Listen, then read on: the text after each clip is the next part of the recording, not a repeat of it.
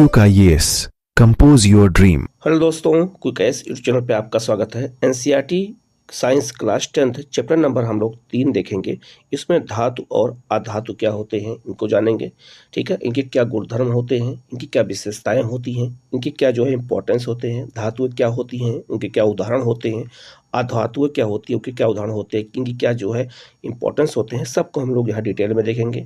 तो आप लोग जो है वीडियो को पूरा देखिएगा। कहीं कोई डाउट हो तो आप कमेंट करके पूछिएगा, उसका जवाब आपको दिया जाएगा। आप लोग चैनल को सब्सक्राइब कर लीजिएगा, बेल आइकन को प्रेस कर लीजिएगा, जिससे इस तरह क्लास आपको लगातार मिलती रहे। हम लोग शुरू करते हैं सीधे चैप्टर की ओर। आज का जो तीसरा चैप्टर है धातु और अधातु। यहाँ से भी क्वेश्चन हमेशा पूछे जाते हैं कि धातु और अधातु की क्या विशेषताएं होती हैं, कौन कौन से धातु और कौन कौन सी अधातु होती हैं, उनके कौन कौन से गुणधर्म होते हैं, उनकी क्या विशेषताएं होती हैं, उनका क्या महत्व होता है, उनका क्या यूज कहाँ होता है। यहाँ से क्वेश्चन हमेशा पूछे जाते हैं, तो इसको भी हमें देखना बहुत जरूरी है। और एनसीईआरटी जितने अच्छे से आप पढ़ेंगे उतने अच्छे अच्छे क्वेश्चन बार बार मिलते हैं। इसलिए एनसीईआरटी को कभी आप लोग इग्नोर मत करिएगा और एनसीईआरटी को बहुत ही केयरफुल तरीके से पढ़ने की जरूरत है। और हमारा यही प्रयास है कि आपको इंपॉर्टेंट चीजें बताया जाए। ठीक है, शुरू करते हैं। लिखा है जो है क्लास 9th में आपने कई तत्वों के बारे में पढ़ा होगा। आपने देखा कि किस प्रकार तत्वों को उनके गुणधर्मों के आधार पर धातु और अधातु में वर्गीकृत किया जाता है। जो भी तत्व होते हैं उनको एक आधार पर, कौन सा, गुणधर्मों के आधार पर 2 भागों में बांटते हैं, एक धातु और एक अधातु। या गुणधर्म का मतलब उसकी कुछ विशेषताओं के आधार पर। अपने दैनिक जीवन में धातु और अधातु के जो है उपयोगों पर विचार कीजिए। हम अनजाने में बहुत सारी धातुओं का और अधातुओं का उपयोग करते हैं, लेकिन हम उसकी पहचान नहीं कर पाते अगर हम उसकी पढ़ाई अच्छे से या उसके बारे में हम ना जानते हों। आपके विचार से कौन से गुणधर्म तत्वों को धातु और अधातु में वर्गीकृत करते हैं, एक क्वेश्चन पूछा गया, इसी का आंसर आगे दिया गया है। किस प्रकार यह गुणधर्म इन तत्वों के उपयोग से संबंधित है, हम उनके कुछ गुणधर्मों का विस्तार से अध्ययन करेंगे, अर्थात उनकी कुछ विशेषताओं का हम लोग विस्तार से अध्ययन करेंगे और उनके बारे में हम जानेंगे कि किसे हम धातु कहते हैं और किसे हम अधातु कहते हैं, उनके कौन कौन से उदाहरण हैं और यहाँ से क्वेश्चन कैसे पूछा जा सकता है, इसके बारे में भी हम यहाँ पर अच्छे से इसको देखने की कोशिश करेंगे। ठीक है, सबसे पहले बात करते हैं भौतिक गुणधर्म। याद रखना, बहुत सारे धातुएं ऐसे होते हैं जिनके भौतिक गुणधर्म होते हैं और कुछ जो है रासायनिक होते हैं। तो भौतिक गुणधर्म क्या होते हैं, सबसे पहले हम धातुओं की बात करते हैं। तो लिखा है इन पदार्थों के भौतिक गुणधर्मों की तुलना करके समूह में अलग करना सबसे आसान है। इनके अध्ययन के लिए हम निम्नलिखित क्रियाकलापों की सहायता लेते हैं। ठीक है, क्या क्या करते हैं, जैसे लिखा है कि जो है क्रियाकलापों के लिए निम्नलिखित धातु जैसे iron, copper, aluminium, magnesium, sodium, lead, zinc और आसानी से जो है मिलने वाले कुछ अन्य धातुओं के नमूने हम इकट्ठा कीजिए। मतलब ये एक तरह से बच्चों, क्योंकि एनसीईआरटी क्लास 10th के बच्चों के लिए है, तो उनको एक क्रियाकलाप के माध्यम से ही समझाने का प्रयास किया जाता है जिससे उनको अच्छे से याद हो जाए। तो लिखा है अपने शुद्ध रूप में धातु की जो सतह चमकदार होती है, धातु के इस गुणधर्म को धात्विक चमक कहते हैं। तो याद रखना, जो धातुएं होती है उसमें चमक भी होती है, ये भी उसकी एक गुणधर्म है, उसकी एक विशेषता है, उसका एक महत्व है। तो चमक भी उसका एक महत्व माना जाता है, किसका, धातुओं का, जिसके आधार पर ये पहचाने जाते हैं। ठीक है, आगे बढ़ते हैं। लिखा है आप देखे होंगे धातुएं सामान्यतः कठोर होती हैं। दूसरा गुणधर्म पता चल गया हमें कि जो धातुएं होती हैं वो क्या होती हैं, कठोर होती हैं। प्रत्येक धातु की कठोरता अलग अलग होती है, ये भी होता है, सबके घनत्व क्या होते हैं, अलग अलग होते हैं। ठीक है, लेकिन उनमें कठोरता पाई जाती है। लिखा है आगे, आप देखेंगे कि कुछ धातुओं को पीट कर जो है पतली चादर बनाया जा सकता है। तो धातुओं को पीटने की जो व्यवस्था होती है, उसको जो अलग रूप देने के, अलग शेप देने की व्यवस्था होती है, ये भी धातुओं का एक गुण होता है। इन गुणधर्मों को जो है आघात वर्ध्यता कहते हैं। क्या आप जानते हैं कि सोना तथा चांदी सबसे अधिक आघात जो है धातुएं होती हैं? एक क्वेश्चन आपसे भी पूछा जा सकता है। ठीक है, तो आपको सोना और चांदी को भी आप लोगों को नोट डाउन करना है, इसको भी आपको याद करना है, ये भी क्वेश्चन आपसे एग्जाम में पूछा जा सकता है। तो धातुओं की अलग अलग विशेषताओं को कितने जो है अच्छे से इसको बताया गया है, इसीलिए एनसीईआरटी को पढ़ना बहुत जरूरी है। अब धातुओं की और विशेषताएं क्या बताई गई हैं, तो लिखा है धातु के पतले तार के रूप में खींचने की क्षमता को तन्यता कहा जाता है। सोना सबसे अधिक तन्य धातु होती हैं। ठीक है, एक क्वेश्चन आपको ये भी मिल गया, पूछा जाएगा कि सबसे अधिक कौन सी ऐसी धातु हो जिनमें तन्यता पाई जाती है, तन्य ज्यादा पाया जाता है, तो आप कौन हो गया, सोना हो गया। तो धातु की एक विशेषता क्या होती है, गुणधर्म क्या होता है, उनमें तन्यता भी पाई जाती है। ठीक है, आपको यह जानकर आश्चर्य होगा कि 1 ग्राम सोने से 2 किलोमीटर लंबा तार बनाया जा सकता है। ठीक है, कितनी इंपॉर्टेंट बात यहाँ बताई गई है, तो याद रखना, आप समझ सकते हैं कि उसको कितना पतला बना करके हम जो है 2 किलोमीटर लंबा हम क्या बना सकते हैं, तार बना सकते हैं 1 ग्राम सोने से। तो सबसे अधिक तन्यता किसमें होती है, सोने में होती है। एक क्वेश्चन आपको यहां से भी मिल गया। ठीक है, आघात, द्रव्यता तथा तन्यता के कारण धातुओं को हमारी आवश्यकता के अनुसार विभिन्न आकार दिए जा सकते हैं। तो धातुओं को हम आकार देने के लिए हम 2 शब्दों का इस्तेमाल यहाँ पर किया गया है। तो हम धातु को कोई भी आकार दे सकते हैं, जैसे हम लोहे को हम तमाम आकार दे देते हैं, हम सोने को कई आकार में जो है आभूषण बनाने में हम कर देते हैं। तो सबसे अधिक जो तन्यता किसमें होती है, सोने में होती है। क्या आप कुछ धातुओं के नाम बता सकते हैं जिनका उपयोग खाना पकाने के बर्तन बनाने के लिए होता है? तो आप सबको पता होगा, जस्ता हो गया, कॉपर हो गया, इन सबका इस्तेमाल कहाँ होता है, बर्तन बनाने में होता है। क्या आप जानते हैं कि इन धातुओं का उपयोग बर्तनों को बनाने के लिए क्यों किया जाता है? इसका उत्तर पाने के लिए आइए हम कुछ क्रियाकलाप करते हैं। याद रखना, अब आपसे क्वेश्चन पूछा जा सकता है कि कौन कौन सी धातु हैं जिनसे बर्तन बनते हैं। एक क्वेश्चन आपसे पूछा जा सकता है खाना पकाने वाले बर्तन से। दूसरा जो है ये भी पूछा जा सकता है कि जो है वो कौन कौन सी धातुएं हैं, ठीक है, उनका भी हमें जो है इस्तेमाल हम करते हैं। तो धातुओं के बारे में हमें जानकारी यहाँ पर होगी। ठीक है, तो लिखा भी है आगे, जो क्या लिखा है, उपरोक्त क्रियाकलाप से पता चलता है कि धातु ऊष्मा के सुचालक होते हैं। एक क्वेश्चन आपको ये भी मिल गया कि ये विशेषता, गुणधर्म भी मिल गया कि जो धातु होती है ये ऊष्मा के सुचालक होते हैं तथा इनका गलनांक बहुत अधिक होता है। ठीक है, ये बहुत अधिक तापमान पर इनमें ये क्या होते हैं, गल जाते हैं। ठीक है, बहुत कम तापमान पर नहीं, बहुत अधिक तापमान पर गलते हैं, ये भी इनकी एक विशेषता होती है धातु की। सिल्वर और कॉपर ऊष्मा के सबसे अच्छे चालक होते हैं। एक क्वेश्चन आपसे भी पूछा जा सकता है कि सबसे अच्छा ऊष्मा का चालक किसे कहते हैं, तो मतलब कौन होता है, तो सिल्वर तथा कॉपर होते हैं। तो सिल्वर और कॉपर का भी इस्तेमाल जो है देखा होगा इलेक्ट्रॉनिक क्षेत्रों में, बर्तन बनाने में भी होता है। इसकी तुलना में लेड तथा मरकरी ऊष्मा के कुचालक होते हैं। ये भी क्वेश्चन कई बार आया होगा, आपको देखा होगा कि सबसे अच्छा ऊष्मा का चालक कौन है, तो हम सिल्वर या कॉपर को बताते हैं हमेशा।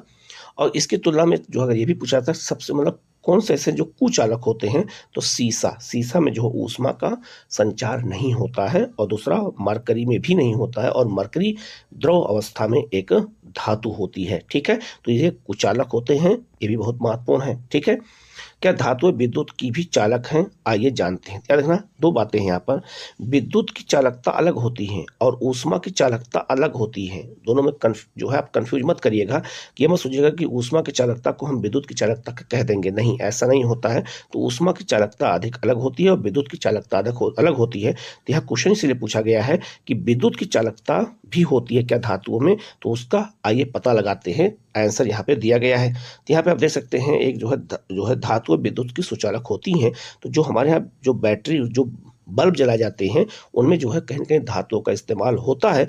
उसी चीज को यहाँ पर क्रियाकलाप में समझाने का क्या किया गया है, प्रयास किया गया है। ठीक है, लिखा हुआ है आगे, आपने अवश्य देखा होगा कि जिस तार से आपके घर तक बिजली पहुंचती है उस पर जो है पॉलीवाइलिन क्लोराइड अथवा रबड़ जैसी सामग्री परत चढ़ी होती है। क्वेश्चन आपको ये भी मिल गया कि जो बिजली के तार होते हैं उस पर किसकी परत चढ़ाई होती है, तो पॉलीवाइलिन क्लोराइड की परत चढ़ाते हैं। एक क्वेश्चन आपको यहाँ से मिल गया, जल्दी ये मिलता नहीं है कहीं, जल्दी, ये बहुत इंपॉर्टेंट चीज है। ठीक है, विद्युत तार पर ऐसे पदार्थों की परत क्यों होती है? जब धातुएं किसी कठोर सतह से टकराती हैं तो क्या होता है, क्या वह कोई आवाज उत्पन्न करती हैं? जो धातुएं कठोर सतह से टकराने पर आवाज उत्पन्न करती हैं उन्हें धातुनिक जो है क्या कहते हैं, सोनोरस कहते हैं। क्या आप जो है बता सकते हैं कि स्कूल की घंटी धातु की क्यों बनी होती है? इसीलिए बनाई जाती है क्योंकि वो क्या करती है, टकराने से आवाज उत्पन्न करती है। ठीक है, तो जो स्कूल की घंटी जो होती है वो भी धातु की ही बनाई जाती है, जो से आवाज दूर तक जाती है। ठीक है, तो इसको आप याद रखिएगा कि जो बिजली के तार के ऊपर जो परत चढ़ाई जाती है वो किसकी बनी होती है, क्वेश्चन आपसे पूछा जा सकता है। इसके अलावा रबड़ की भी वो बनती है। ठीक है, आगे बढ़ते हैं, अधातु किसे कहते हैं।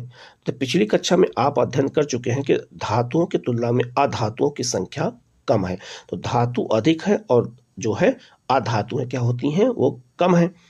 Carbon, sulphur, iodine, oxygen, hydrogen आदि अधातुओं के कुछ उदाहरण हैं। अब देखो यही याद करने का तरीका है कि carbon, sulphur, iodine, oxygen, hydrogen ये सब क्या है, ये अधातुएं हैं। तो इनको याद कर लेंगे तो जितनी धातुएं हैं उनके बारे में पता चल जाएगा। ब्रोमीन ऐसी अधातु है जो द्रव होती है, ठीक है। अब यहाँ दिया देखिएगा, जो आपका मरकरी होती है, पारा जिसे हम कहते हैं, वो धातु है लेकिन द्रव अवस्था में। लेकिन आपसे क्वेश्चन ये भी पूछा जा सकता है कि ऐसी कौन सी जो है अधातु है जो द्रव अवस्था में पाई जाती है। तो हम धातु के बारे में तो याद रखते हैं लेकिन अधातु के बारे में याद नहीं रखते हैं। वो अधातु कौन है, ब्रोमीन है, जो जो कैसी पाई जाती है, याद रखना, वो द्रव अवस्था में पाई जाती है। इसके अलावा सारी अधातुएं या तो ठोस या फिर गैस होती हैं। अब यहाँ इंपॉर्टेंट चीज ये हो गया कि एक क्वेश्चन ये भी पूछा जा सकता है आप सेंटेंस बना करके कि क्या धातुएं तीनों अवस्था में पाई जाती हैं। अधातुएं तीनों अवस्था में पाई जाती हैं, बिल्कुल सही है। तो कुछ धातुएं हैं जो ठोस अवस्था में पाई जाती हैं, कुछ धातुएं हैं जो किसमें पाई जाती हैं, गैसीय अवस्था में पाई जाती हैं, और एक धातु आपका ब्रोमीन है जो द्रव अवस्था में पाई जाती है। जो अधातुएं तीनों अवस्था में पाई जाती हैं, ये भी एक क्वेश्चन हमें यहाँ से हमने निकाला और आप इसको पढ़ के पता लगा सकते हैं, ठीक है। अब याद रखिएगा कि जो अधातुएं होती हैं उनमें कुछ ठोस होती हैं, कुछ गैस होती हैं और एक आपका द्रव है। क्या धातुओं के समान अधातुओं के भी कुछ गुणधर्म होते हैं, आइए जानते हैं। जैसे हमने धातुओं के गुणधर्म, उनकी विशेषताओं को जाना है, तो हम अधातुओं के गुणधर्म की विशेषताओं को भी हम लोग यहाँ जानते हैं कि कौन कौन सी गुणधर्म उनके होते हैं, ठीक है। हम लोग आगे बढ़ते हैं। है कि जो है धातुओं और अधातुओं के सामान्य गुणधर्मों की चर्चा कीजिए। आप निश्चित रूप से इस निष्कर्ष पर पहुंचे होंगे कि केवल भौतिक गुणधर्मों के आधार पर ही हम तत्वों का वर्गीकरण नहीं करते हैं, क्योंकि इनमें कई अपवाद हैं। उदाहरण के लिए तो पहले यहाँ पर क्या किया गया है, पहले भौतिक आधार पर गुणधर्मों के तत्वों को बताया गया, विशेषता बताया गया है, फिर आगे इसकी और व्याख्या की जाएगी। तो लिखा है, मरकरी को छोड़कर सारी धातुएं जो होते हैं वो कमरे के ताप पर ठोस अवस्था में पाई जाती हैं, ठीक है। तो ये भी क्वेश्चन कई बार एग्जाम में पूछा गया है। क्रियाकलाप 3.5 में आपने देखा कि धातुओं का गलनांक अधिक होता है, लेकिन गैलियन और जो आपका सीजियम का गलनांक बहुत कम होता है। तो देखना, गैलियन और सीजियम जो होता है आपका, ये इसका गलनांक बहुत कम होता है, जो धातुएं होती हैं। यदि आप अपनी हथेली पर इन दोनों धातुओं को रखेंगे तो ये जो है पिघलने लगेंगी। कौन सी, तो गैलियम और सीजियम, दोनों को आपको याद रखना है। ये धातुएं हैं जो क्या करती हैं, इनका गलनांक बहुत कम होता है। एक क्वेश्चन आपको ये भी मिल गया। दूसरा, आयोडीन अधातु होते हुए भी चमकीला होता है। याद रखना, जो चमकीलापन होता है वो धातुओं का लक्षण होता है, लेकिन एक अपवाद क्या है कि अधातु होते हुए भी आयोडीन क्या है, चमकीला है। एक आपका क्वेश्चन ये भी मिल गया। ऐसे ही क्वेश्चन हमें खोजना पड़ता है, ठीक है। इसके अलावा जो है आपका कार्बन ऐसी धातु है जो विभिन्न रूपों में विद्यमान रहती है, ठीक है। प्रत्येक रूप को जो है अपर स्वरूप कहते हैं। हीरा कार्बन का एक अपर स्वरूप है। यह सबसे कठोर प्राकृतिक पदार्थ है और इसका गलनांक और क्वथनांक बहुत अधिक होता है। किसका, हीरे का। कार्बन का एक अन्य अपरूप है ग्रेफाइट है, जो विद्युत का सुचालक होता है, ठीक है। तो कार्बन जो है एक अधातु है और ये कई रूपों में विद्यमान होता है। एक आपका देख सकते हैं हीरा के रूप में और एक आपका ग्रेफाइट रूप में। तो आपको पता होगा कि ग्रेफाइट का इस्तेमाल कहाँ करते हैं, पेंसिल के नोक में करते हैं, ठीक है, जो एक विद्युत का अच्छा सुचालक होता है, ठीक है। आगे लिखा है, क्षारीय धातु लिथियम, सोडियम, पोटेशियम इतनी मुलायम होती है कि इनको चाकू से भी काटा जा सकता है। इनके जो है घनत्व तथा गलनांक कम होते हैं। अभी तक हम लोग केवल सोडियम को जानते थे जिसे चाकू से आसानी से काटा जा सकता है, एक धातु होते हुए भी, क्षारीय धातु होते हुए भी। लेकिन याद रखना, इसके अलावा लिथियम और पोटेशियम भी है जिसे चाकू से काटा जा सकता है और इनका घनत्व और गलनांक बहुत कम होता है। ये भी आपको याद करने की जरूरत है। इसी तरह तत्वों को उनके रासायनिक गुणधर्मों के आधार पर अधिक स्पष्टता से धातुओं और अधातुओं में वर्गीकृत किया जा सकता है। अभी ऊपर हमने जो भी पढ़ा वो भौतिक गुणधर्म के आधार पर था। अब हमें रासायनिक गुणधर्मों के आधार पर, रासायनिक विशेषताओं के आधार पर, केमिस्ट्री के आधार पर हमें धातुओं का वर्गीकरण करना होगा। अब इसके आधार पर हम कैसे करेंगे, ये भी क्वेश्चन आपसे पूछा जाता है। भौतिक आधार पर अलग और रासायनिक आधार पर अलग। ठीक है, आगे बढ़ते हैं। अधिकांश अधातुएं ऑक्साइड प्रदान करती हैं, ये भी क्वेश्चन बन सकता है।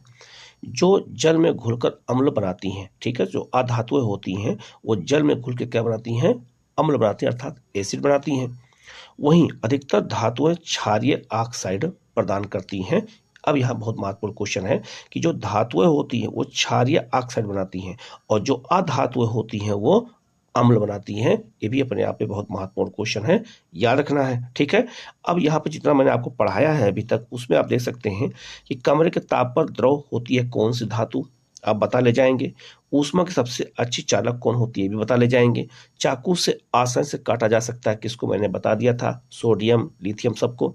ऊष्मा की कुचालक कौन होती है, लेड और आपका मरकरी, ये सब बता दिया था। ठीक है, अब इस सबके आप आंसर आसानी से दे सकते हैं। ठीक है, आगे बढ़ते हैं। लिखा है धातुओं के रासायनिक गुणधर्म क्या होते हैं। तो पहले हम धातुओं की बात करेंगे फिर अधातुओं की बात करेंगे। तो लिखा है धातुओं के रासायनिक गुणधर्म के बारे में हम जो है आगे पढ़ेंगे, बताया गया है। इसके लिए निम्नलिखित जो है धातुओं के नमूने एकत्र कीजिए, बच्चों को एक तरह समझाया गया है। Aluminium, copper, iron, lead, magnesium, zinc और सोडियम। ठीक है, अब उदाहरण के साथ अगर देखते हैं तो लिखा है धातुओं का वायु में दहन करने से क्या होता है। अगर हम धातुओं को वायु में अगर हम उसको जलाते हैं तो क्या होता है। तो लिखा है जो है वायु में चमकदार श्वेत ज्वाला के साथ मैग्नीशियम का दहन होता है, ये क्रियाकलाप में बताया गया है। क्या सभी धातुएं इसी तरह अभिक्रिया करती हैं, इसके बारे में हम आगे देखते हैं। ठीक है, तो लिखा हुआ है लगभग सभी धातुएं ऑक्सीजन के साथ मिलकर जो है संगत धातु के ऑक्साइड बनाती हैं। तो जितनी भी धातुएं होती हैं अब वो जब भी ऑक्सीजन के साथ मिलती हैं तो ऑक्साइड बनाती हैं। जैसे आपका लोहा, लोहा ऑक्साइड कैसे बनता है, जब वो ऑक्सीजन से संपर्क होता है, नमी से संपर्क होता है तो ऑक्साइड बदल जाता है, जिसे हम लोग साधारण भाषा में जंग कहते हैं। ठीक है, तो आप देख सकते हैं धातु प्लस ऑक्सीजन धातु ऑक्साइड बन जाता है। ठीक है, उदाहरण के लिए जब कॉपर को वायु की उपस्थिति में गर्म किया जाता है तो यह ऑक्सीजन से मिलकर के काले रंग का कॉपर ऑक्साइड बनाता है। तो जितनी भी धातुएं होती हैं वो ऑक्सीजन के साथ जब मिलती हैं तो ऑक्साइड का निर्माण करती हैं, चाहे वो लोहा हो चाहे आपका वो कॉपर हो, तो कॉपर ऑक्साइड बन जाता है। तो लिखा है कॉपर, और यह कॉपर ऑक्साइड होगा किसके साथ मिलकर के, तो ऑक्सीजन के साथ मिलकर के। ठीक है, इसी तरह एल्यूमिनियम, एल्यूमिनियम ऑक्साइड प्रदान करता है, एल्यूमिनियम है और इसके बाद उसमें ऑक्सीजन हो गया, एल्यूमिनियम ऑक्साइड हो गया। अध्याय 2 में आपने देखा है कि कॉपर जो ऑक्साइड हाइड्रोक्लोरिक अम्ल से कैसे अभिक्रिया करता है। हम जानते हैं कि धातु ऑक्साइड की जो है प्रकृति जो होती है वो क्षारीय होती है, भी मैंने आपको बताया था। जो धातुएं होती हैं उनकी ऑक्साइड क्या होती है, वो क्षारीय होती है और अधातुओं की एसिड होती हैं। लेकिन एल्यूमिनियम ऑक्साइड, जिंक ऑक्साइड जैसी कुछ धातुएं ऑक्साइड अम्लीय और क्षारीय दोनों प्रकार की तरह से व्यवहार करती हैं। एक क्वेश्चन आपसे ये भी पूछा जा सकता है। ठीक है, कि ऐसी कौन सी धातु है जो अम्ल और क्षार दोनों तरह की अभिक्रिया का व्यवहार करती है। तो आप बता सकते हैं आपका एक कौन सा, एल्यूमिनियम ऑक्साइड, एक जिंक ऑक्साइड। ये दो बहुत महत्वपूर्ण है।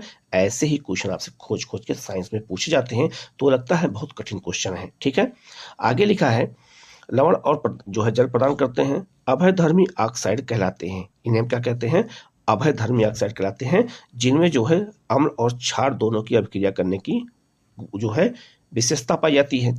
अम्ल तथा क्षारक के साथ एल्यूमिनियम ऑक्साइड निम्नलिखित प्रकार से अभिक्रिया करते हैं। इसको यहाँ पे सूत्र के माध्यम से उसको क्या किया गया है, समझाने का प्रयास किया गया है। उसी तरह अधिकांश धातुएं ऑक्साइड जल में अघुलनशील होती हैं। ठीक है, घुलनशील है। अधिकांश धातुएं क्या होती है, वो ऑक्साइड जल में क्या होती हैं, अघुलनशील होती हैं। ये भी क्वेश्चन बन सकता है। लेकिन इनमें से कुछ जल में घुल करके क्षार प्रदान करते हैं, जैसे सोडियम ऑक्साइड, पोटेशियम ऑक्साइड। अब आपसे ये भी क्वेश्चन पूछा जा सकता है कि बहुत सारे धातु ऑक्साइड वो जल में अघुलनशील होती हैं, लेकिन ऐसी कौन सी धातु ऑक्साइड है जो जल में घुलनशील है। तो दो इनके याद रखना, एक सोडियम ऑक्साइड, एक पोटेशियम ऑक्साइड। ये भी क्वेश्चन आपसे पूछा जा सकता है, इस सूत्र के माध्यम से यहाँ पर समझाया गया है। आगे लिखा है क्रियाकलाप 3.9 में हमने देखा है कि ऑक्सीजन के साथ सभी धातु एक ही दर से अभिक्रिया नहीं करती हैं, ठीक है, क्योंकि सबके दर क्या होती है, अलग अलग होती है, किसी की जल्दी और किसी की कम होती है। विभिन्न धातुएं ऑक्सीजन के साथ विभिन्न अभिक्रियाशीलता प्रदर्शित करती हैं। पोटेशियम और सोडियम जैसी धातुएं, कुछ धातुएं इतनी तेजी से अभिक्रिया करती हैं कि वो खुले में रखने पर आग पकड़ लेती है। ये भी क्वेश्चन एग्जाम में आया हुआ है कि पोटेशियम और सोडियम ऐसे हैं जिनमें तेजी से आग लग सकती है, ठीक है। इसीलिए इन्हें सुरक्षित रखने की और जो आकस्मिक आग को रोकने के लिए इन्हें केरोसिन तेल में डुबोकर रखा जाता है। ये क्वेश्चन देखा होगा, हजारों बार अलग अलग एग्जामों में आ चुका है, ठीक है, कम से कम 100 बार तो आ ही चुका है कि जो है सोडियम को आग से बचाने के लिए, ऑक्सीजन से बचाने के लिए आग न लगने पाए कहाँ रखते हैं, केरोसिन में रखते हैं। लेकिन हम केवल सोडियम को ही जानते हैं, लेकिन सोडियम के अलावा जो है पोटेशियम और लिथियम, ये भी जो है कहाँ रखते हैं, सुरक्षित रखते हैं, और कहाँ, केरोसिन तेल में रखते हैं, क्योंकि इनमें जल्दी से आग लग जाती है। ये भी आप नोट कर लीजिए, केवल सोडियम तक नहीं, पोटेशियम भी इसमें एक एग्जाम्पल है, लिथियम भी इसका एग्जाम्पल है। ये भी आपको याद रखना होगा, नहीं तो क्वेश्चन क्या हो जाएंगे, गलत हो जाएंगे, ठीक है। सामान्य ताप पर जो है मैग्नीशियम, आगे लिखा है कि सामान्य ताप पर मैग्नीशियम, एल्यूमिनियम, जिंक, लेड आदि जैसी धातुओं की सतह पर ऑक्साइड की पतली परत चढ़ जाती है। मतलब यह हुआ कि जो है कुछ धातुओं पर मोटी परत ऑक्साइड की जमती है, जैसे लोहे पर, लेकिन मैग्नीशियम, एल्यूमिनियम, जिंक, लेड आदि पर जो है पतली परत चढ़ती है। ऑक्साइड की यह परत धातुओं को पुनः ऑक्सीकरण से सुरक्षित रखती हैं। गर्म करने पर आयरन का दहन तो नहीं होता है, लेकिन जब बर्नर की ज्वाला में लौह चूर्ण डालते हैं तब वह तेजी से जलने लगता है। कॉपर का दहन तो नहीं होता है, लेकिन गर्म धातु का कॉपर ऑक्साइड की काले रंग की परत चढ़ जाती है, ठीक है। सिल्वर और गोल्ड अत्यंत जो है अधिक ताप पर भी ऑक्सीजन के साथ अभिक्रिया नहीं करते हैं। एक क्वेश्चन आपको ये भी मिल गया। तो जो सिल्वर होता है और गोल्ड होता है, ये ऑक्सीजन के साथ अभिक्रिया नहीं करता है। तो कहा भी जाता है कि सबसे कम अभिक्रिया किसकी होती है, गोल्ड की होती है। ये कहीं भी जिस अवस्था में ये खनिज में पाया जाता है उसी अवस्था में हमेशा रहता है। यह ऑक्सीजन के साथ अभिक्रिया नहीं करता है। तो कभी भी आपने नहीं सुना होगा जो सोना ऑक्साइड आपने कभी नहीं सुना होगा, सिल्वर ऑक्साइड कभी आपने नहीं सुना होगा। क्यों? कि ये जो है ऑक्सीजन के साथ जो है अभिक्रिया नहीं करते हैं। एक क्वेश्चन आपको यहाँ से मिल गया, ठीक है। तो आपको ऐसे ही चीजों को हमें याद रखना होगा, नहीं तो ऐसे क्वेश्चन आएंगे तो गलत हो जाएंगे, ठीक है। आगे बढ़ते हैं। लिखा है जो है एनोडीकरण, एल्यूमिनियम पर मोटी ऑक्साइड की परत बनाने की प्रक्रिया होती है। ध्यान रखना, जो एल्यूमिनियम होता है उसका इस्तेमाल, एल्यूमिनियम किससे बनता है, बॉक्साइड से बनता है। और एल्यूमिनियम का इस्तेमाल जो है हवाई जहाज के और धातुओं, गाड़ी वाड़ी की जो है कलपुर्जे बनाने में होता है, बॉडी बनाने में होता है। तो एल्यूमिनियम की पर मोटी ऑक्साइड की जो परत चढ़ाते हैं उस प्रक्रिया को क्या कहते हैं, क्वेश्चन अगर पूछा जाए तो एनोडीकरण कहते हैं। वायु के संपर्क में आने पर एल्यूमिनियम पर ऑक्साइड की पतली परत का निर्माण होता है। एल्यूमिनियम ऑक्साइड की परत इसे संक्षारण से बचाती है। इस परत को मोटा करके इसे संक्षारण से अधिक सुरक्षित किया जा सकता है। तो इस पर जानबूझ के जो है ऑक्साइड की परत चढ़ाई जाती है जिससे ये बचा रह जाए, ठीक है। एनोडीकरण के लिए एल्यूमिनियम की एक साफ वस्तु को एनोड बना करके तंतु सल्फ्यूरिक अम्ल के साथ इसका धातु विद्युत अपघटन किया जाता है और एनोड पर उत्सर्जित ऑक्सीजन गैस एल्यूमिनियम के साथ अभिक्रिया करके ऑक्साइड की एक पतली मोटी परत बनाती है। इस ऑक्साइड की परत को आसानी से रंग करके एल्यूमिनियम की आकर्षण वस्तुएं बनाई जाती हैं। तो पहले क्या करते हैं, एनोडीकरण के द्वारा हम ऑक्सीजन के ऊपर एक जो है मोटी ऑक्सीजन की ऑक्साइड की परत बना लेते हैं और बाद में उसको जो है चमकीला कर देते हैं, जिससे वो धातु हमेशा सुरक्षित रहती है। ये भी बहुत महत्वपूर्ण है, इसको याद रखना। ये भी क्वेश्चन एग्जाम में आपसे पूछा जाएगा, ठीक है। आगे बढ़ते हैं। लिखा है क्रियाकलाप 3.9 के करने के बाद आपने देखा होगा कि इन धातुओं के नमूने में सोडियम सबसे अधिक अभिक्रियाशील है, मैग्नीशियम धीमी अभिक्रिया करता है और यह सोडियम की अपेक्षा कम अभिक्रियाशील है। लेकिन ऑक्सीजन में दहन करने से हमें जिंक, आयरन, कॉपर और लेड की अभिक्रियाशीलता का पता नहीं चलता है, ठीक है, क्योंकि उससे जो है कोई जो है उसमें रिएक्शन नहीं होता है। कुछ और अभिक्रियाओं को देखकर हम इन धातुओं की अभिक्रियाशीलता का क्रम बनाने का प्रयास करते हैं, ठीक है। तो ये बहुत महत्वपूर्ण चीजें हैं, इन सबको हमें अच्छे से याद रखना होगा। यही सबसे क्वेश्चन एग्जाम में पूछा जाता है, ठीक है। हम लोग आगे बढ़ते हैं।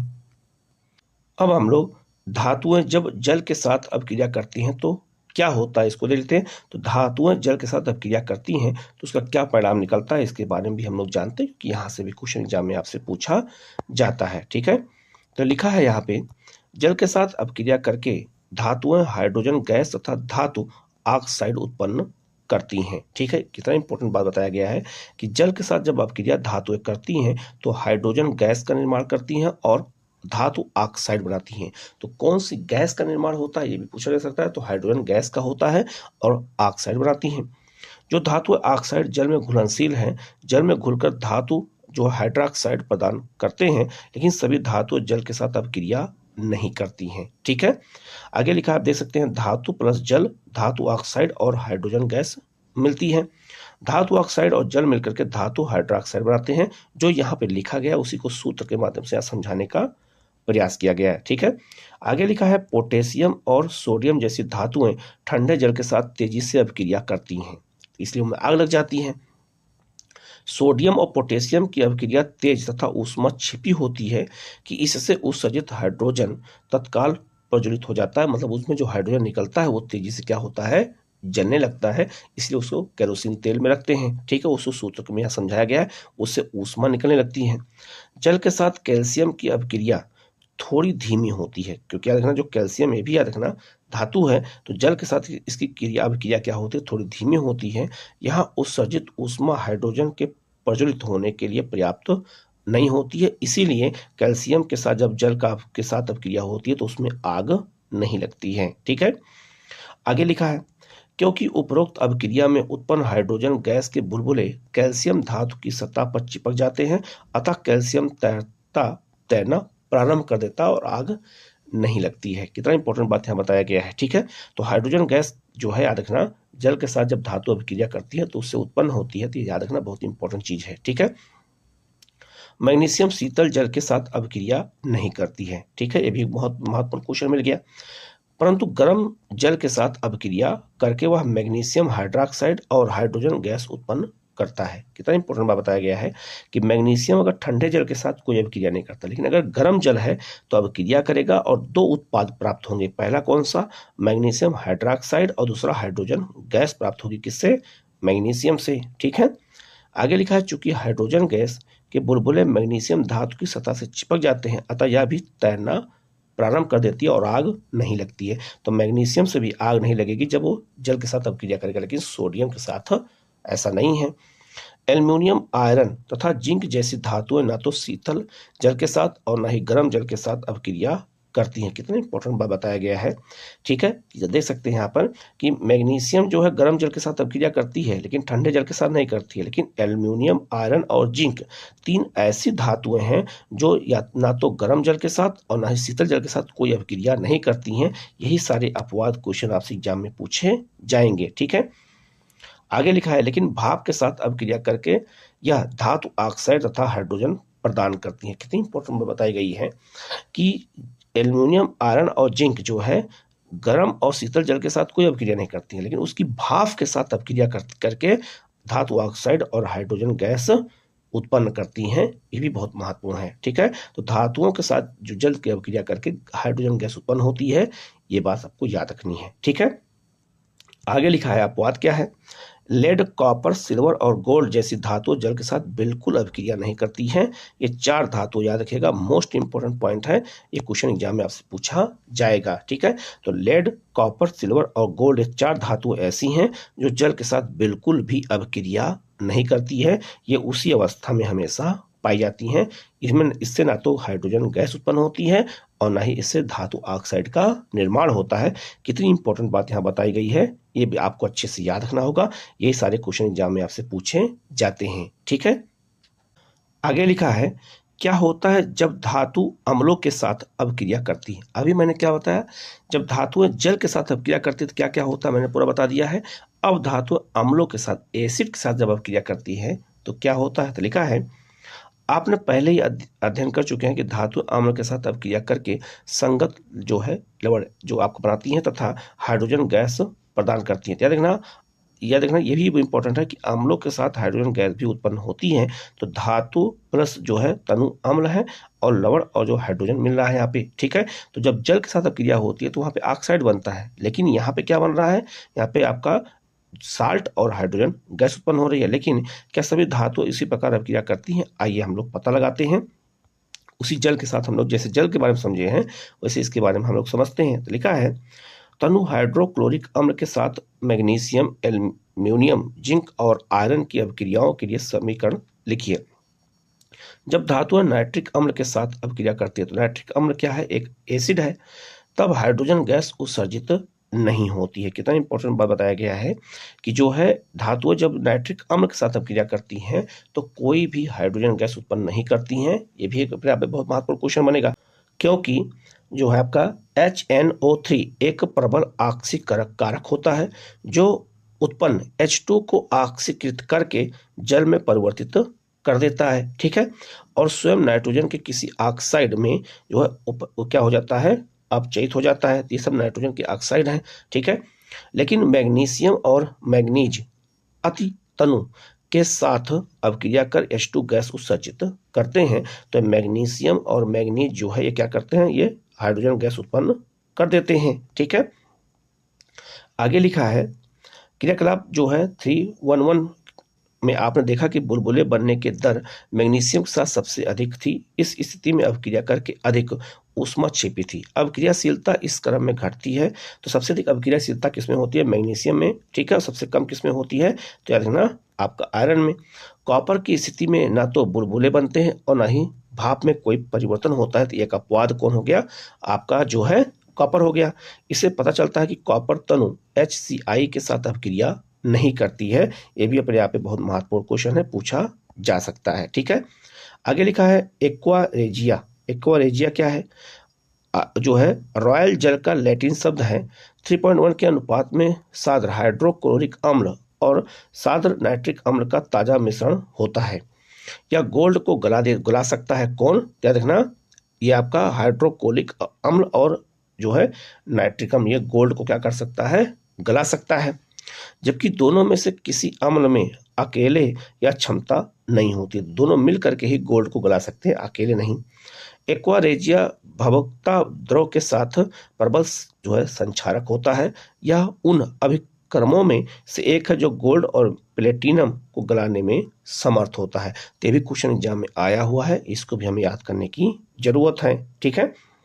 अब आते हैं, लिखा है क्या धातुएं लवणों के साथ धातुएं कैसे अभिक्रिया करती हैं। जो साल्ट होता है उसके साथ धातुएं कैसे अभिक्रिया करती हैं, इसके बारे में जान लेते हैं। हमने जल के बारे में जाना, अम्ल के बारे में जाना, अब हम लोग इसके बारे में जान लेते हैं, ठीक है। तो लिखा है आपका अभिक्रियाशील धातु अपने से कम अभिक्रियाशील धातु को उनकी यौगिक के विलयन या जो है गलित अवस्था में विस्थापित कर देती हैं। पिछले खंड में हमने देखा है कि सभी धातुओं की अभिक्रियाशीलता समान नहीं होती है। मैंने अभी बताया था अम्ल के साथ हो चाहे जल के साथ हो, सबकी अभिक्रिया एक समान नहीं होती है। हमने ऑक्सीजन, जल और अम्ल के साथ विभिन्न धातुओं की अभिक्रियाशीलता की जांच की, लेकिन सभी धातुएं इन अभिकर्मों के साथ अभिक्रिया नहीं करती हैं। कुछ करती हैं और कुछ नहीं करती हैं, कुछ बिल्कुल नहीं करती हैं, ठीक है। इसीलिए हम सभी धातुओं के नमूने को अभिक्रियाशीलता के अवरोही क्रम में नहीं रख सकते हैं, ठीक है। उन्हें हम एक तरह से अवरोही क्रम में नहीं बता सकते, किसमें ज़्यादा होता है किसमें कम होता है। आपने अध्याय 1 में जो विस्थापन अभिक्रियाओं का अध्ययन किया था वह धातुओं की अभिक्रियाशीलता का उत्तम प्रमाण प्रस्तुत करता है। हमें समझना बहुत ही आसान और सरल है। अगर धातु A धातु B को उसके विलयन से विस्थापित कर देती तो वह धातु B की अपेक्षा अधिक अभिक्रियाशील होगी, ठीक है। इसी चीज को वहां बताया गया है, ठीक है। आगे बढ़ते हैं, सक्रियता श्रेणी क्या होती है, ठीक है, इसके बारे में जान लेते हैं। तो यहाँ ये क्वेश्चन बहुत बार आ चुका है, इसके बारे में पूछा भी जाता है। तो लिखा है सक्रिय श्रेणी वह सूची है जिसमें धातुओं की क्रियाशीलता को अवरोही क्रम में व्यवस्थित किया जाता है। तो सबसे अधिक सक्रियता किसमें होती है, सबसे कम किसमें होती है, इसी चीज को बताया गया है, इसे हम सक्रियता श्रेणी कहते हैं। तो आप देख सकते हैं कि सबसे अधिक सक्रियता किसमें होती है। तो आप देख सकते हैं पोटेशियम में, क्वेश्चन बहुत बार आ चुका है। तो पोटेशियम में सबसे अधिक अभिक्रियाशीलता पाई जाती है और किस सबसे कम किस में पाई जाती है, तो गोल्ड में पाई जाती है। ठीक है, तो आप ये देख सकते हैं, ये सब क्वेश्चन आपसे एग्जाम में पूछे जाते हैं, तो एक क्रम में बिल्कुल आपको सजाया गया है। तो सबसे अधिक जो है देखना, अभिक्रियाशीलता किसमें, पोटेशियम में, और सबसे कम किसमें होती है, गोल्ड में होती है। ये क्वेश्चन कई बार आया हुआ है, आप लोगों ने देखा होगा, इसको आप अच्छे से याद रखिएगा। ठीक है, आगे बढ़ते हैं। आप ये भी याद रखिएगा, ये जितने भी यहाँ पे उदाहरण दिए गए हैं, चाहे आपका पोटेशियम हो, सोडियम हो, कैल्शियम हो, मैग्नीशियम, एल्युमिनियम, जिंक हो, आयरन हो, लेड हो, आपका जो है कॉपर, तांबा हो, आपका जो है पारा हो, सिल्वर हो, गोल्ड हो, ये सब क्या है, हाइड्रोजन हो, ये सब क्या है, ये सब धातुएं हैं। ये धातुओं के उदाहरण हैं, इनको भी आपको आसानी से आप याद कर लीजिएगा, ये भी क्वेश्चन एग्जाम में पूछा जा सकता है। ठीक है, आगे लिखा है धातुएं और अधातुएं कैसे अभिक्रिया करती हैं, इसके बारे में जान लेते हैं। लिखा है ऊपर के क्रियाकलापों में आपने कई जो है कर्मकों के साथ धातुओं की अभिक्रियाएं देखी हैं। धातुएं इस प्रकार की अभिक्रियाएं क्यों प्रदर्शित करती हैं? 9वीं कक्षा में अध्ययन किया होगा कि तत्वों के इलेक्ट्रॉनिक विन्यास को स्मरण कीजिए, क्योंकि सबके इलेक्ट्रॉनिक विन्यास क्या होते हैं, अलग अलग होते हैं। हमने जाना है कि संयोजकता कोष पूर्ण होने के कारण उत्कृष्ट गैसों की रासायनिक अभिक्रियाएं बहुत कम होती हैं, जिसे हम नोबेल गैस कहते हैं। तो उत्कृष्ट गैसें जो होती हैं उनकी अभिक्रियाएं कम होती हैं, जैसे आपका हीलियम हो गया। इसलिए इन तत्वों की अभिक्रियाशीलता को संयोजकता कोष को पूर्ण करने की प्रवृत्ति के रूप में समझ सकते हैं। ठीक है, आगे लिखा है उत्कृष्ट गैसें और कुछ धातुओं तथा अधातुओं के इलेक्ट्रॉनिक विन्यास पर ध्यान दीजिए। इसको आगे यहाँ पे बताया गया है, तो आप देख सकते हैं पहले। ठीक है, आप यह देख सकते हैं कि सबके अलग अलग प्रकार बताए गए हैं। जैसे आप देखते हैं कि उत्कृष्ट गैस कौन कौन सी होती है, हीलियम, नियॉन और आर्गन, ये जो है क्या करती हैं, तो ये जो है अभिक्रिया नहीं करती हैं। ठीक है, ये जिस अवस्था में उसी अवस्था में रहती हैं। तो आप देख सकते हैं इनकी परमाणु संख्या 2 है, इनकी 10 है, इनकी 18, एक क्वेश्चन पूछा जाता है। और इनके कोष के इलेक्ट्रॉनों की संख्या कितनी है, सबको अलग अलग यहाँ दे रखा है, ये भी आप देख करके समझ सकते हैं। अब धातुओं की कितनी, कौन कौन सी धातुएं होती हैं और कौन कौन सी अधातुएं होती हैं, सबके यहाँ पे जो है परमाणु संख्या और इलेक्ट्रॉन सबके बारे में यहाँ पर बताया गया है। ये भी बहुत महत्वपूर्ण है, ये भी क्वेश्चन कभी कभी एग्जाम में पूछे जाते हैं। ठीक है, तो आगे लिखा है 3.3 में हम देख सकते हैं कि सोडियम परमाणु के बाह्यतम कोष में केवल एक इलेक्ट्रॉन है। ठीक है, तो आप देख सकते हैं। ठीक है, यहाँ देख सकते हैं सोडियम है और सोडियम में केवल एक इलेक्ट्रॉन है। ठीक है, उसी चीज को यहाँ पे समझाया गया है। ठीक है, आगे लिखा है यदि हम अपने M कोष से एक इलेक्ट्रॉन को त्याग देता है तथा L कोष इसका बाह्यतम कोष बन जाता है, इसमें अस्थायी अष्टक उपस्थित है। इस परमाणु के नाभिक में 11 प्रोटॉन है, लेकिन इलेक्ट्रॉनों की संख्या 10 होने के कारण इसमें धन आवेश की अधिकता होती है। किसमें, सोडियम में, तथा यह सोडियम धनात्मक Na+ तत्व प्रदान करता है। दूसरी ओर जो है आपका क्लोरीन का बाह्यतम कोष में 7 इलेक्ट्रॉन होते हैं तथा अष्टक पूर्ण होने के कारण इसमें इलेक्ट्रॉनों की संख्या आवश्यक होती है। यदि सोडियम और क्लोरीन अभिक्रिया करे तो सोडियम द्वारा त्यागा गया इलेक्ट्रॉन क्लोरीन ग्रहण कर लेता है। ठीक है, एक इलेक्ट्रॉन ग्रहण करके क्लोरीन परमाणु इकाई ऋण आवेश प्रदान प्राप्त करता है, क्योंकि इसके नाभिक में 17 प्रोटॉन होते हैं, किसमें, क्लोरीन में, तथा इनके L के M कोषों में, आप देख सकते हैं सब कोषों के नाम है इलेक्ट्रॉनों के, 18 इलेक्ट्रॉन होते हैं। इससे क्लोराइड ऋणात्मक Ci जो है क्या हो जाता है, माइनस प्राप्त होता है। इसलिए इन दो तत्वों के बीच निम्नलिखित प्रदान करने आदान प्रदान के संबंध में यहाँ पे दिखाया गया है, मतलब इसका समझाया गया है कि जो है क्या कहते हैं, क्लोरीन में और आपका सोडियम में क्या संबंध होता है और कैसे वो जो है इलेक्ट्रॉन ग्रहण करते हैं, उस चीज को बताया गया है। इस चीज को हमें यहाँ पे समझना जरूरी है। ठीक है, आगे बढ़ते हैं हम लोग। यहाँ लिखा है विपरीत आवेश होने के कारण सोडियम और क्लोराइड आयरन परस्पर आकर्षित होते हैं, दोनों क्या हो जाते हैं, आपस में आकर्षित हो जाते हैं तथा मजबूत स्थित विद्युत बल में बनकर सोडियम क्लोराइड के रूप में उपस्थित होते हैं। ध्यान देने योग्य बात यह है कि सोडियम क्लोराइड अणु के रूप में नहीं पाया जाता है, बल्कि यह विपरीत आयनों का समुच्चय होता है। ठीक है, तो इलेक्ट्रॉनिक क्षेत्रों में इसका इस्तेमाल होता है, आप इसको अच्छे से समझ सकते हैं। ठीक है, अब हम आगे बढ़ते हैं। लिखा है आयनिक यौगिकों के गुणधर्म क्या होते हैं, इनके गलनांक और जो है आपका क्वथनांक क्या होता है। ठीक है, तो आप देख सकते हैं अलग अलग धातुओं के गुणधर्म जो है अलग अलग होते हैं, कैसे जो है उनके गलनांक और क्वथनांक के आधार पर देख सकते हैं। अलग अलग यौगिक हैं, उनके गलनांक के अलग अलग जो है आप देख सकते हैं तापमान है जो केल्विन में बताए गए हैं, और क्वथनांक क्या है ये भी बताया गया है। ठीक है, आप देख सकते हैं अलग अलग धातुओं की, ये भी क्वेश्चन एग्जाम में पूछा जाता है। अब इसी चीज को आगे यहाँ पर बताया गया है। ठीक है, तो लिखा है जैसे आप देख सकते हैं, भौतिक प्रकृति क्या है, धन और ऋण आयनों के बीच मजबूत आकर्षण बल के कारण आयनिक यौगिक ठोस और थोड़े कठोर होते हैं। ये यौगिक सामान्यतः भंगुर होते हैं तथा दाब डालने पर ये टूट जाते हैं। गलनांक और क्वथनांक क्या है, आयनिक यौगिकों का गलनांक और क्वथनांक बहुत अधिक होता है क्योंकि मजबूत अंतर आयनिक आकर्षण को तोड़ने के लिए ऊर्जा की पर्याप्त मात्रा की आवश्यकता होती है। इसलिए जो आयनिक यौगिक होते हैं उनके क्वथनांक और गलनांक दोनों क्या होते हैं, बहुत ज्यादा हाई होते हैं। घुलनशीलता क्या है, विद्युत संयोजक यौगिक सामान्यतः जल में घुलनशील और केरोसिन, पेट्रोल आदि जैसे विलायकों में अविलय होते हैं, जैसे सोडियम बताया था मैंने। विद्युत चालकता क्या है, किसी विलयन से विद्युत के चालन के लिए आवेशित कणों की गतिशीलता आवश्यक होती है। आयनिक यौगिकों को जलीय विलयन में आयन उपस्थित होते हैं। जब आयन विलयन में विद्युत धारा प्रवाहित की जाती है तो यह आयन विपरीत इलेक्ट्रोड की ओर जो है गर्म करने लगते हैं। ठोस अवस्था में आयनिक यौगिक विद्युत का चालन नहीं करते हैं क्योंकि ठोस अवस्था में दृढ़ संरचना के कारण आयनों की गति संभव नहीं हो पाती है। लेकिन आयनिक यौगिक जो है गलित अवस्था में विद्युत का चालन करते हैं क्योंकि गलित अवस्था में विपरीत आवेश वाले आयनों के मध्य स्थित विद्युत आकर्षण बल ऊष्मा के कारण कमजोर पड़ जाता है। ठीक है, इसीलिए आयन स्वतंत्र रूप से गर्म जो है क्या कहते हैं, गमन करते हैं और विद्युत का चालन करते हैं। ठीक है, इसलिए धातुओं में ये गुण पाया जाता है। ठीक है, ये भी बहुत महत्वपूर्ण है, इसको मैं समझना जरूरी है। ठीक है, हम लोग आगे बढ़ते हैं। अब आगे बढ़ते हैं, धातुओं की प्राप्ति कैसे होती है। तो पृथ्वी की भूप्रकृति धातुओं का मुख्य स्रोत होता है। हमारे जो क्रस्ट होता है उससे बहुत सारी धातुएं पाई जाती हैं। समुद्री जल में भी सोडियम क्लोराइड, मैग्नीशियम क्लोराइड आदि जैसे कुछ विलय लवण उपस्थित होते हैं, साल्ट उपस्थित होते हैं। पृथ्वी की भूप्रकृति में प्राकृतिक रूप से पाए जाने वाले तत्वों या यौगिकों को खनिज कहते हैं। ठीक है, कुछ स्थानों पर खनिजों में कोई विशेष धातु काफी मात्रा में होती है जिसे निकालना लाभकारी होता है। इन खनिजों को अयस्क कहते हैं। मतलब जो कच्चे माल होते हैं जो पृथ्वी से निकाले जाते हैं उन्हें हम अयस्क कहते हैं, चाहे वो लो अयस्क हो, कॉपर हो, जो भी हो उन्हें हम अयस्क ही कहते हैं। ठीक है, आगे लिखा है धातुओं का निष्कर्षण क्या है। धातुओं की सक्रियता श्रेणी के बारे में आप पढ़ चुके हैं, इसलिए आप आसानी से समझ सकते हैं कि अयस्क से धातु का निष्कर्षण कैसे होता है। जैसे लोह अयस्क है, उसे लोहा कैसे बनाया जाता है।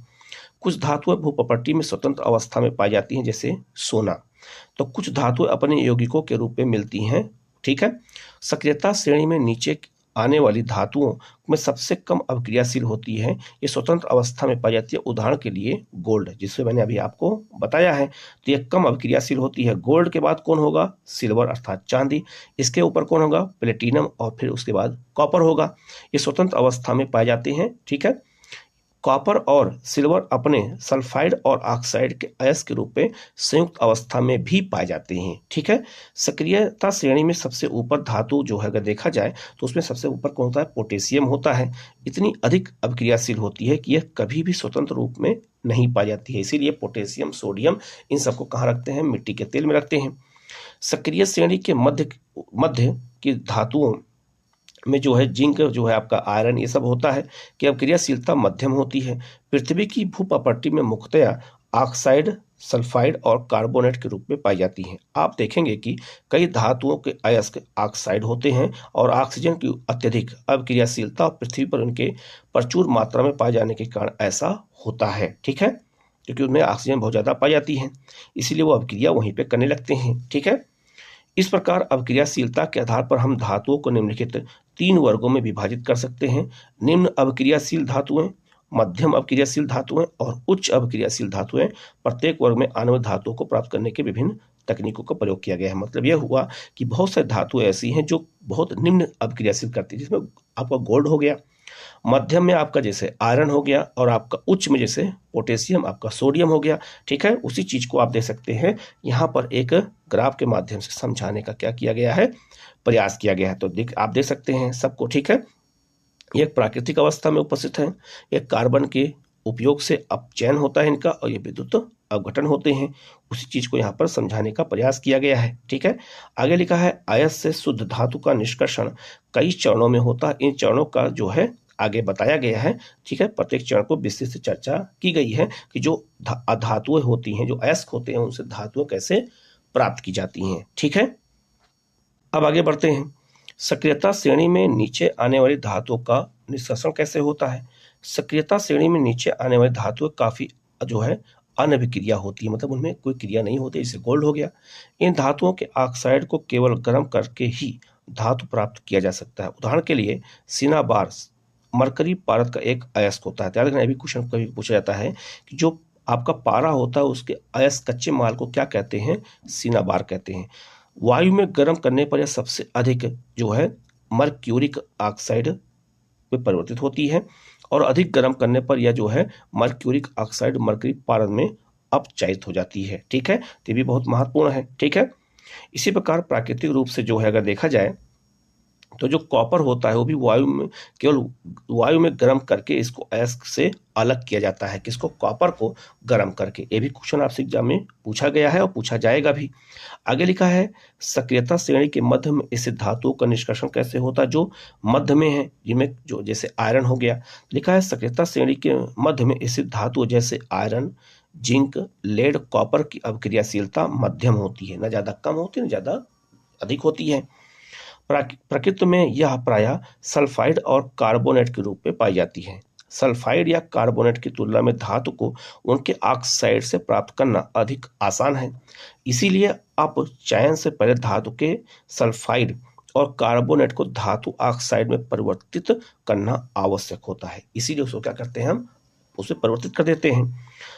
सल्फाइड अयस्क को वायु की उपस्थिति में अधिक ताप पर गर्म करने पर यह ऑक्साइड में परिवर्तित हो जाता है और इस प्रक्रिया को क्या कहते हैं, भंजन कहते हैं।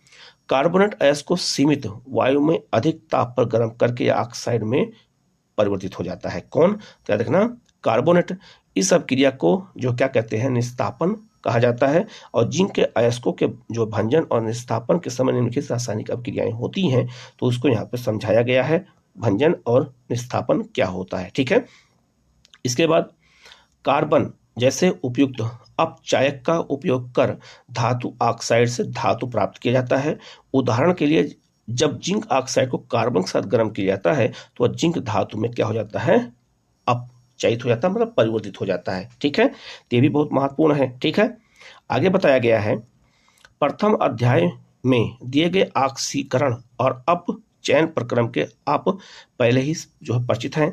धातुओं को उनके यौगिकों से प्राप्त करना जो है अपचयन कहलाता है। कार्बन कोयला का उपयोग कर धातु के ऑक्साइड को धातु में अपचयन करने के अलावा विस्थापन अभिक्रिया का भी उपयोग किया जाता है। अत्यधिक अभिक्रियाशील धातुएं जैसे सोडियम, कैल्शियम, एल्युमिनियम आदि को अपचायक के रूप में उपयोग किया जा सकता है। ठीक है, उनका इस्तेमाल होता है क्योंकि ये निम्नलिखित अभिक्रियाशीलता और धातुओं को उनके यौगिकों से विस्थापित कर सकते हैं। उदाहरण के लिए जब मैग्नीज डाइऑक्साइड को एल्युमिनियम चूर्ण के साथ गर्म किया जाता है तो निम्नलिखित अभिक्रिया होती है और ऊष्मा प्राप्त होती है। उसी चीज को यहाँ पर समझाया गया है। ठीक है, क्या आप इन पदार्थों को पहचान सकते हैं जिनका ऑक्सीकरण या जो है अपचयन हो रहा है। ठीक है, जैसे एल्युमिनियम हो गया, आयरन हो गया। क्या विस्थापन अभिक्रियाएं अत्यधिक ऊष्मा क्षेपित होती हैं, मतलब उसमें ऊष्मा ज्यादा होती है। इसमें उत्सर्जित ऊष्मा की मात्रा इतनी अधिक होती है कि धातुएं गलित अवस्था में प्राप्त होती हैं। जैसे लोहा गल जाता है बिल्कुल। वास्तव में आयरन ऑक्साइड के साथ एल्युमिनियम की अभिक्रिया का उपयोग रेल की पटरी और मशीनी पुर्जों के दरारों को जोड़ने के लिए किया जाता है, जिसे हम वेल्डिंग कहते हैं। इस अभिक्रिया को थर्मेट अभिक्रिया कहते हैं, जिसे आप यहाँ देख सकते हैं, यहाँ वेल्डिंग करते हुए दिखाया गया है। ठीक है, जो आपके घरों में देखा होगा, लोग जो है बाजारों में करते हैं, तो रेल पटरियों को जोड़ने के लिए भी जो है थर्मेट प्रक्रम का इस्तेमाल करते हैं। ये भी क्वेश्चन आपसे एग्जाम में पूछा जा सकता है। ठीक है, अब हम लोग सक्रियता श्रेणी में सबसे ऊपर स्थित धातुओं का निष्कर्षण देखते हैं। ठीक है, जैसे आपका पोटेशियम हो गया, सोडियम हो गया। अभिक्रियाशीलता श्रेणी में सबसे ऊपर स्थित धातुएं अत्यंत अभिक्रियाशील होती हैं। इन्हें कार्बन के साथ गर्म करके उनके यौगिकों से प्राप्त नहीं किया जा सकता है। उदाहरण के लिए कार्बन के साथ सोडियम, मैग्नीशियम और कैल्शियम, एल्युमिनियम आदि के ऑक्साइड का अपचयन कर उन्हें धातुओं में परिवर्तित नहीं किया जा सकता है। ठीक है, वो धातुओं में वो परिवर्तित नहीं होंगे। इन धातुओं की बंधुता कार्बन की अपेक्षा ऑक्सीजन के प्रति अधिक होती है। ऑक्सीजन के कारण जो है क्या हो जाते हैं, ज्यादा क्रियाशील होते हैं कार्बन की अपेक्षा। इन धातुओं को विद्युत अपघटनी अपचयन द्वारा प्राप्त किया जाता है। इन्हें हम विद्युत के द्वारा ही हम इन्हें प्राप्त कर सकते हैं। उदाहरण के लिए सोडियम, मैग्नीशियम और कैल्शियम को उनके गलित क्लोराइडों के विद्युत अपघटन से प्राप्त किया जाता है। इन्हें हम विद्युत के द्वारा ही प्राप्त कर सकते हैं। ठीक है, कैथोड ऋण आवेशित इलेक्ट्रोड पर धातुएं निक्षेपित की जाती हैं और एनोड पर जो है क्लोरीन मुक्त होती है। इसे इस अपक्रिया के द्वारा यहाँ पर क्या किया गया है, समझाया गया है। ठीक है, आगे बढ़ते हैं। लिखा है इस प्रकार एल्युमिनियम ऑक्साइड के विद्युत अपघटनी अपचयन से एल्युमिनियम प्राप्त किया जाता है। ध्यान रखना, जो आपका बॉक्साइड होता है उससे पहले एल्युमिनियम ऑक्साइड बनाते हैं विद्युत के द्वारा और फिर उससे एल्युमिनियम बनता है। ठीक है, तो याद रखना एल्युमिनियम में सबसे अधिक इस्तेमाल किसका होता है, विद्युत का होता है।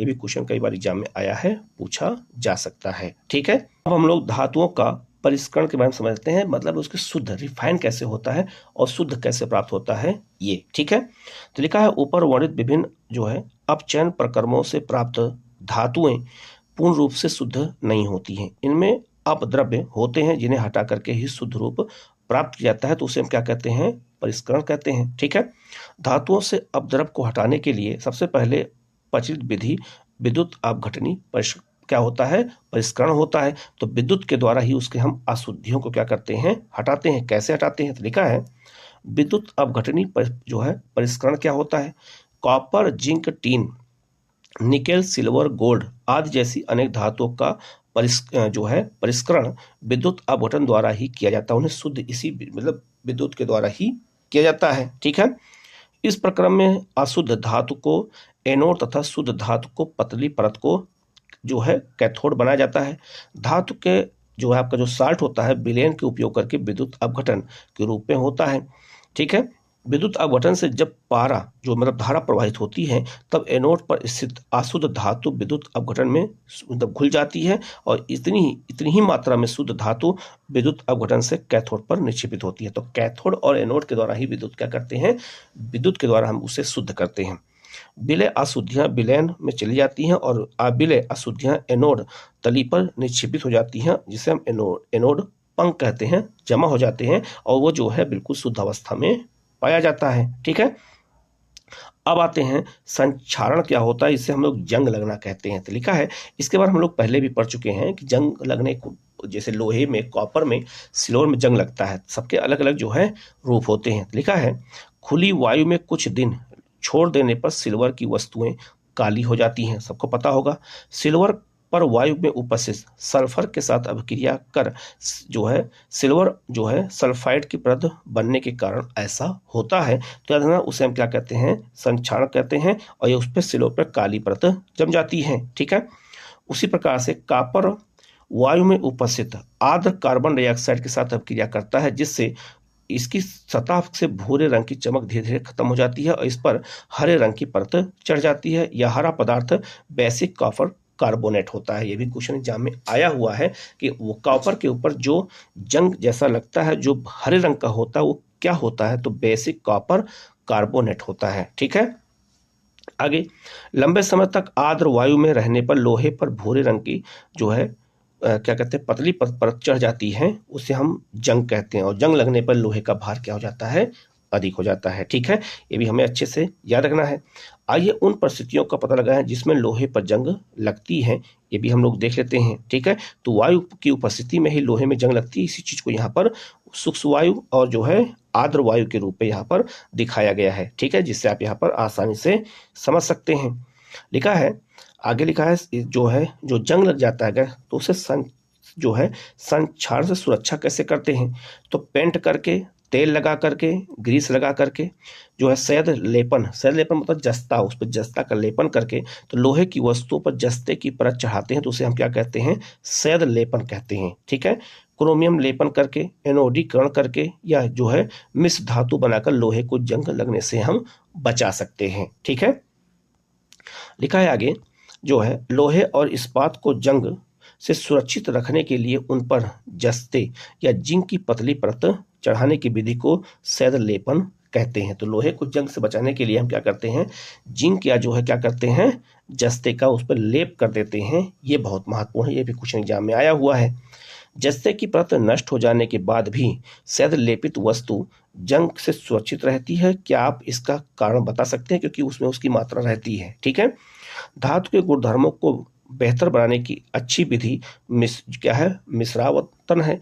इस विधि से हम इच्छानुसार धातुओं के अत्यंत गुणधर्म प्राप्त कर सकते हैं। उदाहरण के लिए लोहा सर्वाधिक उपयोग आने वाली धातु होती है। बिल्कुल आपको पता होगा कि सबसे अधिक लोहा जो है क्या होते हैं, उपयोग की जाती है, लेकिन कभी भी शुद्ध अवस्था में इसका उपयोग नहीं किया जाता है। लोहे का शुद्ध अवस्था में उपयोग नहीं करते, उसमें कुछ ना कुछ मिलाते हैं। ठीक है, ऐसा इसलिए क्योंकि शुद्ध लोहा अत्यंत नरम होता है और गर्म करने पर यह सुगमतापूर्वक खिंच जाता है। यदि उसमें थोड़ा मात्रा में कार्बन मिला दिया जाता है तो यह कठोर और प्रबल हो जाता है। तो लोहे में हम क्या मिलाते हैं, कठोरता लाने के लिए हम कार्बन मिलाते हैं, उसमें हम निकेल मिलाते हैं, क्रोमियम मिलाते हैं, तो स्टेनलेस स्टील बन जाता है। ये भी क्वेश्चन एग्जाम में आया है। तो स्टेनलेस स्टील के लिए क्या करते हैं, तो कार्बन के बाद लोहे के साथ निकेल और क्रोमियम मिलाने पर ये हमें स्टेनलेस स्टील इस्पात प्राप्त होता है, जो कठोर होता है और उसमें जंग नहीं लगती है। ठीक है, इस प्रकार यदि लोहे के साथ कोई अन्य पदार्थ मिश्रित किया जाता है तो उसके गुणधर्म बदल जाते हैं। वास्तव में कोई अन्य पदार्थ मिला करके किसी भी धातु के गुणधर्म बनाने पर बदल सकते हैं। यह पदार्थ धातु या अधातु कुछ भी हो सकता है। दो या दो से अधिक धातुओं के सर्मागी मिश्रण को मिश्र धातु कहते हैं। ये भी क्वेश्चन आ चुका है। ऐसे तैयार करने के लिए पहले में मूल धातु को गलित अवस्था में लाया जाता है, मतलब उससे पहले गलाया जाता है। ठीक है, तत्पश्चात दूसरे तत्वों को एक मिश्रित अनुपात में उसमें विलीन किया जाता है, फिर उसे कमरे के ताप पर शीतलीकृत किया जाता है और फिर वो प्राप्त हो जाता है। ठीक है, जैसे आपका लोहा। आगे लिखा है जो है, यदि कोई एक धातु पारद है तो उसके मिश्र धातु को अमलगम कहते हैं। याद रखना, जब कोई धातु को हम पारद के साथ मिलाते हैं तो उसे हम अमलगम कहते हैं। ये भी क्वेश्चन एग्जाम में आया हुआ है। ठीक है, शुद्ध धातु की अपेक्षा उसके मिश्र धातु की विद्युत चालकता और गलनांक कम होता है। उदाहरण के लिए तांबा और जो है जस्ते की मिश्र धातु पीतल और ताम्र टीन की मिश्र धातु कांस्य विद्युत के कुचालक होते हैं। लेकिन ताम्र का उपयोग करके विद्युतीय परिपथ बनाने में किया जाता है, तो इसमें हम तांबा मिला देते हैं तो वो जो है विद्युत का सुचालक हो जाता है। सीसा और टीन की मिश्र धातु जो है सोल्डर कहलाता है। ये भी एग्जाम में पूछा गया है कि सोल्डर किससे बनता है, तो सीसा और टीन से बनता है, जिसका गलनांक बहुत कम होता है। इसका उपयोग विद्युत तारों की परस्पर वेल्डिंग के लिए किया जाता है। तो याद रखना, सीसा और टीन का उपयोग वेल्डिंग के लिए होता है, ये भी याद रखना है, क्योंकि इसका गलनांक बहुत कम होता है। ठीक है, या कुछ जानकारी और दी गई है। लिखा है जो है आपका, शुद्ध सोने को 24 कैरेट कहते हैं। यह काफी नरम होता है, इसीलिए आभूषण बनाने के लिए यह उपयुक्त नहीं होता है। इसे कठोर बनाने के लिए इसमें चांदी तथा तांबा मिलाया जाता है। सोना जो है रखना, जब आभूषण बनाते हैं तो उसमें जो है क्या करते हैं, उसमें जो है चांदी और तांबा मिलाया जाता है, शुद्ध रूप से नहीं बनता है। भारत में अधिकांशतः आभूषण बनाने के लिए 24 कैरेट के सोने का उपयोग होता है। इसका तात्पर्य है कि 22 भाग शुद्ध सोने का और 2 भाग तांबा और चांदी का मिलाया जाता है। ठीक है, तो 24 कैरेट का शुद्ध सोना देखा जाए तो उसमें 22 कैरेट ही होता है, 2 कैरेट क्या होता है, तांबा और चांदी मिलाया जाता है, क्योंकि वो बहुत ही नरम धातु है। ठीक है, आगे यहाँ एक और जानकारी दी गई है कि जो है प्राचीन भारतीय धातु कर्म का चमत्कार। तो याद रखना, दिल्ली में जो है कुतुब मीनार है। ठीक है, तो लगभग जो है 1600 ईसा पूर्व भारत के लौह कर्मियों ने दिल्ली में एक लौह स्तंभ बनाया है, जिन्होंने जंग से लोहे को बचाने के लिए एक विधि विकसित की है। इस स्तंभ को जंगता से प्रतिरोधकता का अवलोकन विश्व के कई वैज्ञानिक कर चुके हैं। यह स्तंभ कुतुब मीनार के निकट है। यह स्तंभ जो है कितना है, याद रखना 8 मीटर ऊंचा है और इसका भार 6 टन है, 600 किलोग्राम है। तो याद रखना, ये कहाँ लगाया गया है, तो कुतुब मीनार दिल्ली के पास है। इस पे ये किसका लगाया गया है, याद रखना चंद्रगुप्त द्वितीय विक्रमादित्य का लगाया गया है। तब से लेकर के आज तक खुले आसमान के नीचे है और उसमें जंग नहीं लगी है। आप इसको यहाँ पर मैप पे देख सकते हैं। ठीक है, तो इस चैप्टर में जो महत्वपूर्ण चीज था मैंने बता दिया है। ठीक है, आगे बढ़ते हैं, हमने क्या सीखा है ये भी हम लोग यहाँ पे देख लेते हैं। लिखा है, तत्वों को धातुओं और अधातुओं में वर्गीकृत किया जाता है। धातुएं तन्य, आघातवर्ध, चमकीली और ऊष्मा और विद्युत की सुचालक होती हैं। ये सब परिभाषा इसकी भौतिक गुणधर्म है। पारद के अलावा सभी धातुएं कमरे के ताप पर ठोस होती हैं। कमरे के ताप पर पारद द्रव अवस्था में होता है जो धातु होता है। धातुएं विद्युत धनात्मक तत्व होते हैं क्योंकि यह अधातुओं को इलेक्ट्रॉन के दे करके स्वयं धन आयन में परिवर्तित हो जाते हैं। ऑक्सीजन के साथ संयुक्त होकर के धातुएं क्षारीय ऑक्साइड बनाती हैं। धातुएं क्या बनाती हैं? क्षारीय ऑक्साइड बनाती हैं। एल्यूमिनियम ऑक्साइड, जिंक ऑक्साइड, क्षारीय ऑक्साइड और अम्लीय ऑक्साइड दोनों के गुणधर्म प्रदर्शित करती हैं। इन ऑक्साइड को अभयधर्मी ऑक्साइड कहते हैं। आगे, जल और तनु अम्लों के साथ विभिन्न धातुओं की अभिक्रियाशीलता भिन्न भिन्न होती है, भी बताया था।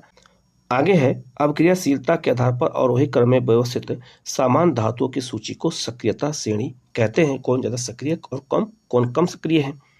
सक्रियता श्रेणी में हाइड्रोजन के ऊपर स्थित धातुएं तनु अम्ल से हाइड्रोजन को विस्थापित कर सकती हैं। अधिक अभिक्रियाशील धातुएं अपने से कम अभिक्रियाशील धातुओं को उनके 60 बिलियन से विस्थापित कर सकती हैं। धातुओं में, प्रकृति में धातुएं स्वतंत्र अवस्था में या अपने यौगिक के रूप में पाई जाती हैं। ठीक है। आगे है, धातुओं से अयस्क से धातु का निष्कर्षण तथा उसका परिष्करण कर उपयोगी बनाने के प्रक्रिया में धातु क्रम कहते हैं, उससे हम उपयोगी बना लेते हैं। दो या दो से अधिक धातुओं अथवा एक धातु या एक अधातु के सन्मार्गी मिश्रण को मिश्र धातु कहते हैं। लंबे समय तक आर्द्र वायु के संपर्क में रहने से लोहा जैसे कुछ धातुओं को की सतह संरक्षित हो जाती है, संक्षारित हो जाती है। यह परिघटना को हम संक्षरण या जंग कहते हैं। अधातुओं के गुणधर्म धातुओं के विपरीत होते हैं। यह ना तो आघातवर्ध है और ना ही तन्य होते हैं। ग्रेफाइट के अलावा सभी अधातुएं ऊष्मा और विद्युत की कुचालक होती हैं, क्योंकि ग्रेफाइट एक होता है जो विद्युत का चालक होता है। ग्रेफाइट विद्युत का चालक होता है। ये भी बहुत महत्वपूर्ण क्वेश्चन है, याद रखना है। ठीक है। आगे है, धातुएं विद्युत ऋणात्मक तत्व होती हैं क्योंकि धातुओं के साथ अभिक्रिया में इलेक्ट्रॉन ग्रहण कर ऋण आवेशित आयन बनाती हैं। भी बहुत महत्वपूर्ण क्वेश्चन है। अधातु ऑक्साइड बनाती हैं जो अम्लीय और उदासीन होती हैं। ठीक है। अधातु तनु अम्लों में से हाइड्रोजन का विस्थापन नहीं कर सकती हैं या हाइड्रोजन के साथ अभिक्रिया कर हाइड्राइड बनाती हैं। ठीक है। तो याद रखना, जो अधातुएं होती हैं वो अम्ल या उदासीन होती हैं और जो धातुएं होती हैं वो क्षारीय होती हैं। तो इस चैप्टर में जो महत्वपूर्ण चीज था मैंने बता दिया है। इस सारे चैप्टर का क्वेश्चन मैं अलग से कराऊंगा, तो आप लोग वीडियो को पूरा देखिएगा। कहीं कोई डाउट हो तो आप कमेंट करके पूछिएगा। चैनल को जरूर सब्सक्राइब कर लीजिएगा, बेल आइकन को प्रेस कर लीजिएगा, जिससे इस तरह क्लास आपको लगातार मिलती रहे। Okay, thank you.